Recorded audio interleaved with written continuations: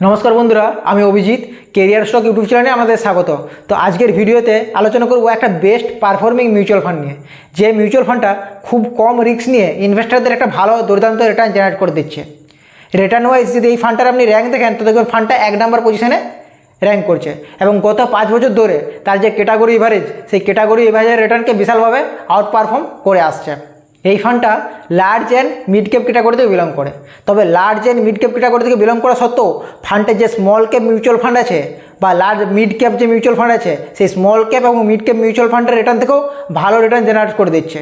এই ফান্ডটাতে আমার যদি কোনো শর্ট টার্ম গোল থাকে মিনিমাম 5 বছরের মধ্যে, তো আপনি ইনভেস্টমেন্ট প্ল্যানিং করতে পারেন। তবে এই ফান্ডটা নিয়ে আলোচনা করার আগে আপনি যদি চ্যানেলে নতুন হন অবশ্যই চ্যানেলটাকে সাবস্ক্রাইব করে বেল আইকন দাবিয়ে রাখুন, আর ভিডিও ভালো লাগলে আমাকে সাপোর্ট করার জন্য অবশ্যই একটা লাইক করে দেবেন। তো চলুন শুরু করা যাক। এরপর আমি আমার মোবাইলের স্ক্রিন রেকর্ডিং আপনাদের সাথে শেয়ার করছি। তো আমি যে মিউচুয়াল ফান্ডের কথা বলছি সেটা হলো Motilal Oswal large and mid cap fund direct growth. তো এই ফান্ডটার আপনারা যদি রিস্ক ফ্যাক্টর দেখেন তো দেখবেন মডারেটলি হাই রিস্ক ফান্ড, ঠিক আছে। তো রিস্ক ক্যাটাগরি কম আছে, মডারেটলি রিস্ক। এরপর আপনি যদি দেখেন এই ফান্ডটার রেটিং যদি দেখেন তো দেখবেন কি 5 স্টার ফান্ডটার রেটিং আছে। তো রেটিং ভালো, রেটিং 5 স্টার রেটিং আছে। মিনিমাম এসআইপি অ্যামাউন্ট 500, মানে 500 টাকা দিয়ে আপনি এসআইপি শুরু করতে পারেন।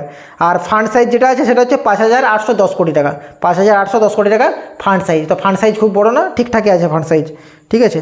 এরপর আসছে আমি হোল্ডিংস। তো হোল্ডিংস যদি দেখেন তো দেখবেন হোল্ডিংস 27, মানে 27টা কোম্পানিতে বিনিয়োগ করা আছে। তো এরপর যদি একে একে আপনি হোল্ডিংস দেখেন তো দেখবেন Trent limited, Zomato, Kalyani jewellers, Suzlon energy, Prestige, Inox wind. তো সবগুলোই ভালো ভালো স্টক, লার্জ ক্যাপ এবং মিড ক্যাপ ক্যাটাগরির ভালো ভালো যে স্টক আছে সেই সব স্টক কোম্পানিতে বা সেই সব স্টকে বিনিয়োগ করা আছে। তো এটা একটা খুবই ভালো দিক। এতে কী হয়, রিস্ক অনেকটাই কম যেহেতু large and mid cap category stock. এবার হোল্ডিংস যদি অ্যানালাইসিস করেন তো দেখবেন ইকুইটিতে ইনভেস্টমেন্ট আছে 95.7%। তো বেশিরভাগ টাকাটাই কি ইকুইটি মার্কেটে ইনভেস্টেড আছে। আর ডেপ্ট আছে মাত্র 3.9%, আর ক্যাশ হোল্ড করছে 0.3%। এরপর আপনি যদি দেখেন তো দেখবেন ক্যাপিটাল যে ইয়ে আছে সেখানে ইনভেস্টমেন্ট করছে, ক্যাপিটাল গুডসে ইনভেস্টমেন্ট করছে 26.7%, সার্ভিস সেক্টরে 18.5%, ফাইন্যান্সিয়াল সেক্টরে 10.7%। তো এইভাবে সেক্টর ওয়াইজ ভাগ করে ইনভেস্টমেন্ট করা আছে। সবচেয়ে বেশি আছে ক্যাপিটাল গুডসে। এরপর আসছে পি রেশিও। তো পি রেশিও যদি দেখেন তো দেখবেন 63.10। তো পি রেশিওর দিক থেকে একটু হাই আছে। বেটা আছে 0.94। বেটা 1-এর চেয়ে যত কম হবে তত ভালো। তো এখানে কত আছে 0.94, তো 1-এর চেয়ে কম আছে, তো ভালো এটা। এরপর আলফা কত আছে 9.92। আলফা মানে কি বেঞ্চমার্কের তুলনায় কতটা বেশি রিটার্ন জেনারেট করে দিয়েছে। তো এখানে 9.92 মানে বেঞ্চমার্কের চেয়ে 9.92% রিটার্ন বেশি জেনারেট করে দিয়েছে। তো এটাকে আমরা কী বলে আলফা রিটার্ন। তো আলফাও ঠিক আছে।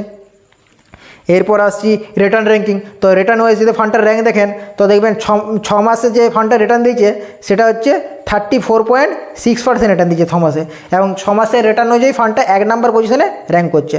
1 বছরের রিটার্ন দিয়েছে 63.8%, যেখানে ক্যাটাগরি এভারেজ রিটার্ন হচ্ছে 43.7%। তো ক্যাটাগরি এভারেজের যে রিটার্ন তার থেকে অনেকটাই বেশি রিটার্ন জেনারেট করে দিয়েছে, এবং 1 বছরের রিটার্ন ওয়াইজে র্যাঙ্ক করছে ক নম্বর পজিশনে, 1 নম্বর পজিশনে।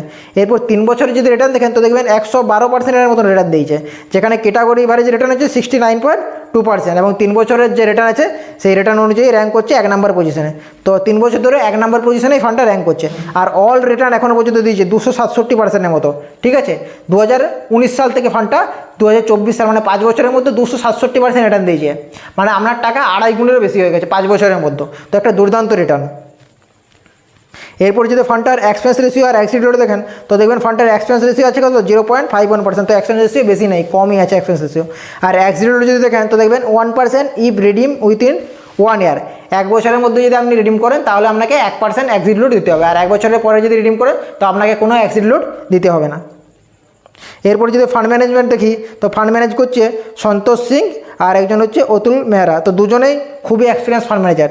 সন্তোষ সিং ইনি যিনি আছে তিনি মতিলাল যে অসওয়াল মিড ক্যাপ ফান্ড আছে সেই মিড ক্যাপ ফান্ডেরও ফান্ড ম্যানেজার। তো দুজনেই খুবই এক্সপিরিয়েন্স ফান্ড ম্যানেজার। তো এই ফান্ডের সমস্ত ডিটেলস আমি আপনাদের সাথে স্টাডি পারপাসের জন্য শেয়ার করলাম। যদিও এই অ্যানালাইসিসটা আপনাদের ভালো লাগে তবে অবশ্যই লাইক করে দিবেন, আর চ্যানেল নতুন হলে অবশ্যই চ্যানেলটাকে সাবস্ক্রাইব করে রাখুন। ধন্যবাদ।